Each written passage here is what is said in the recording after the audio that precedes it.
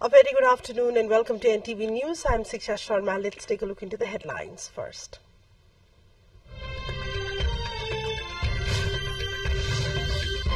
House of Representatives meeting on the way. Banks and Financial Institutions Amendment Bill scheduled to be tabled.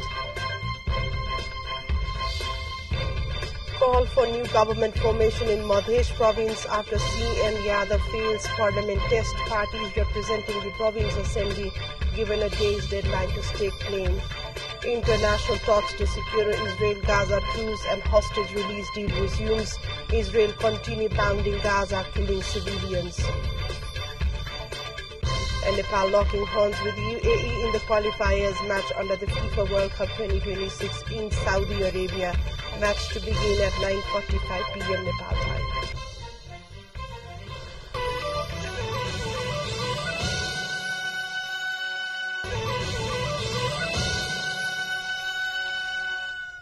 Welcome back to NTV News. We take a look into news in detail now.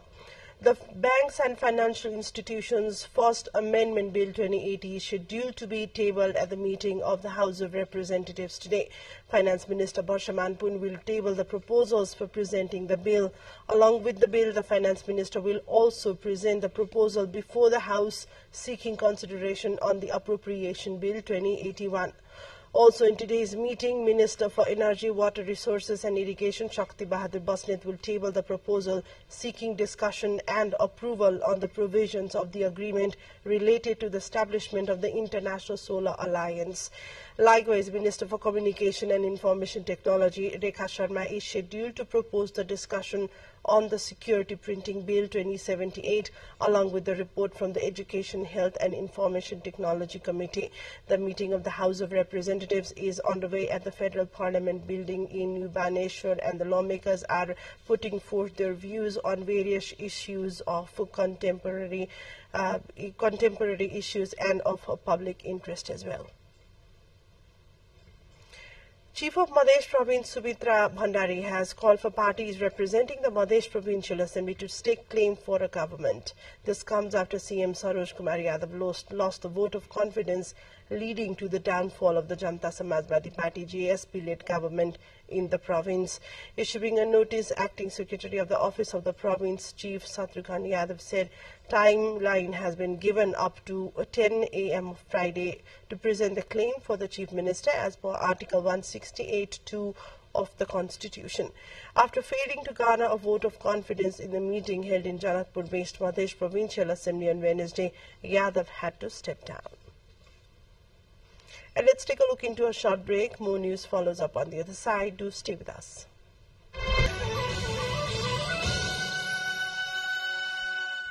Welcome back to NTV News. Taking a look into more updates. Kathmandu Valley is likely to witness rainfall this afternoon as an effect of the partial influence of the local and westerly wind, along with low pressure area expanded from the Uttar Pradesh of India to eastern Bangladesh. The Department of Hydrology and Meteorology said. According to the Meteorological Forecasting Division, the weather will be partly to generally cloudy throughout the country at present, with light to moderate rain expected, along with thunder and lightning at some places of the Koshi province, Bagmati province, and at one or two places of other provinces as well. Taking a look into other updates, where the Nepal Army has collected 11 metric tons of garbage, 4 dead bodies and 1 human skeleton from different mountains. The cleaning up of the major mountains in the country is being carried out by the Nepal Army since 2019 under the title Clean Mountains campaign.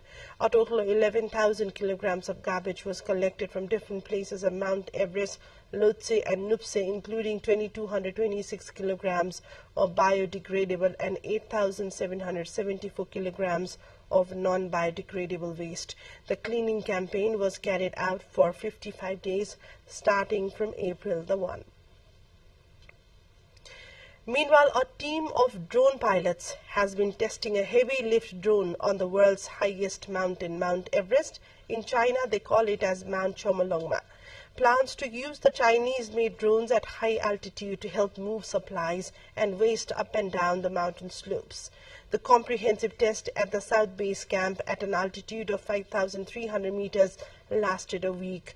The test confirmed the ability of the drone built by leading Chinese drone maker DJI to hover, fly unloaded and carry loads at such high altitudes.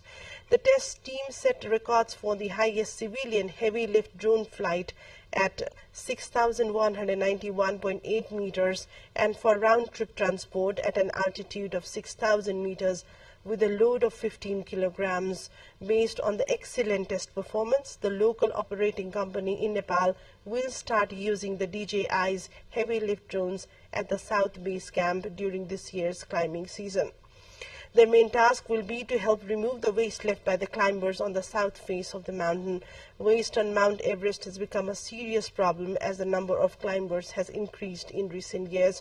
According to the statistics, each climber generates at an average of 8 kilograms of garbage, with a total of 6,664 people summiting the mountain by the end of last year, with many thousands more who did not make to the top.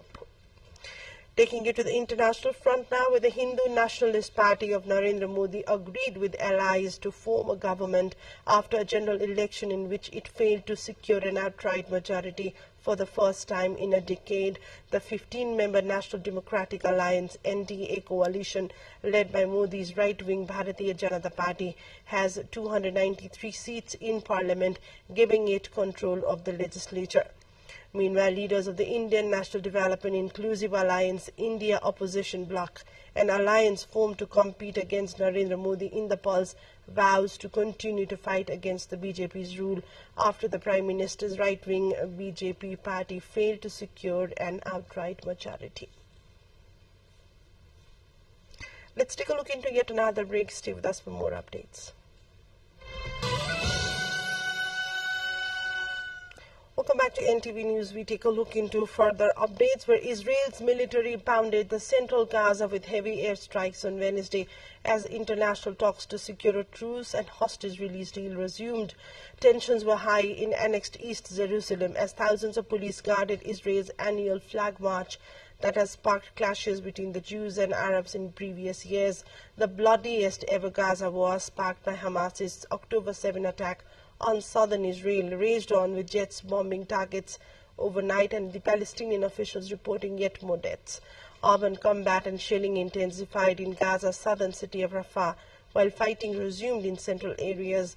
The army announced targeted operational activity in the areas of Bureis and East Deir al-Balah, and the bombardment of central Gaza killed 11 people near the al-Makhaji camp and 2 others near the Balad.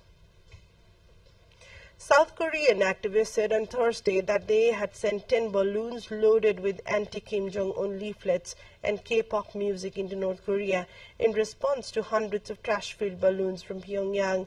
North Korea has said its recent balloon blitz carrying bags of garbage such as cigarette butts and plastic waste were retaliation for previous missives sent by the activists. Pyongyang called off its campaign on Sunday, but has warned it would restart if more balloons came north.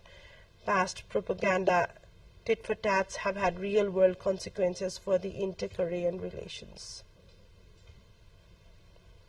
The Taliban delegation participated in an international economic forum in Russia, according to the Russian news agencies, following Russia's announcement that it will remove the group from its list of terrorists. Russian Foreign Minister Sergei Lavrov has said last week that Moscow planned to take the Taliban off its list of banned terrorist organizations nearly 3 years after the group seized power from a US-backed government. Russian President Vladimir Putin on Wednesday called for Moscow to build up relations with the Taliban government as a delegation visited Russia. Putin was speaking on the sidelines of the St. Petersburg International Economic Forum, where the Taliban delegation reached on Wednesday.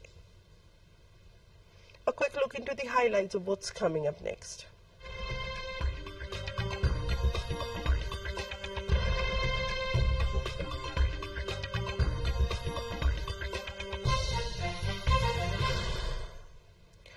A bill to safeguard access to contraceptives failed to advance in a U.S. Senate vote after congressional Democrats forced the vote in a bid to focus public attention on reproductive rights ahead of the November election. The Right to Contraception Act, which would protect birth control access nationwide, got 51 votes in support and 39 against, but fell short of the chamber's 60-vote threshold for advancing to a full debate. The fight over reproductive rights is a flashpoint in U.S. politics, especially since the Supreme Court's 2022 decision to overturn Roe v. Wade, the decision that had recognized a national right to abortion access. Republican presidential candidate Donald Trump last month came under fire after comments that political rivals said suggested he would consider banning birth control, leading him to respond publicly that he would not support such a move. Time now for sports update.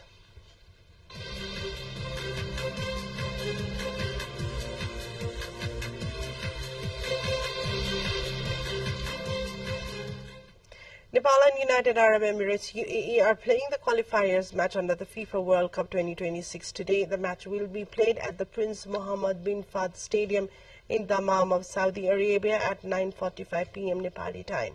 Earlier, Nepal had lost 4-0 to UAE in the match played at the latter's home ground. Head coach of the Nepali national football team, Vincenzo Alberto Anis, expressed the belief that the Nepali team would perform well in the match against the UAE. In the FIFA rankings, UAE has 67th position, while Nepal is at 178th position. Towards the T20 World Cup, 2 matches were held this morning. Australia overcame an early wobble to beat Oman comfortably by 39 runs in the opening match at the T20 World Cup in Barbados. Australia were 50-3 in the 9th over when captain Michelle Marsh and Glenn Maxwell fell in consecutive balls, but Marcus Stoinis capitalized on being dropped on 7, 11 and 65 to club 67 and not out from 35 balls and left his side to 164-5. After Mitchell Starc stuck in the first over, Stoinis then took 3-19 in the chase as Oman finished on 125-9. Australia's next game is on Saturday against England, a crucial game for Jos Buttler's side following their washout against Scotland on Tuesday. In another match held under the World Cup, Under 19 World Cup, Uganda beat the T20 World Cup. Uganda beat Papua New Guinea to earn their first win at a T20 World Cup. The cricket cranes making their debut at a major global event in any of the cricket's formats edged to a tense victory by chasing 78 with 3 wickets and 10 balls remaining. Prime Minister Buga, Uganda's 43-year-old spinner, bowled the most economical 4 overs in the T20 World Cup history. His 2 wickets cost only 4 runs as the tournament debutants displaced PNG for 77 in 19.1 overs. They fell to 6-3 and 26-5 in pursuit, but Riyazat Ali Shah nudged 33 from 56 balls, and Uganda edged to victory with the 10 balls to spare. Taking you to the French Open update, where Germany's Alexander Zverev reached the French Open semi-final for the 4th consecutive year by seeing off the spirited challenge of Australia's Alex de Minaur. 4th seed Zverev 27 came through to win the 6-4, 7-6, 6-4 against 11th seed de Minaur. Now Zverev has another chance to reach the Roland Garros final after missing out in each of the past 3 years. Standing in his way will be the Norwegian 7th seed Casper Ruud, who outclassed Zverev in last year's semi-finals. Ruud 25 moved into the last 4 without playing as a result of Novak Djokovic's withdrawal on Tuesday. See you later. And this brings us to the end of the bulletin. To wrap up, a quick reminder of the headlines.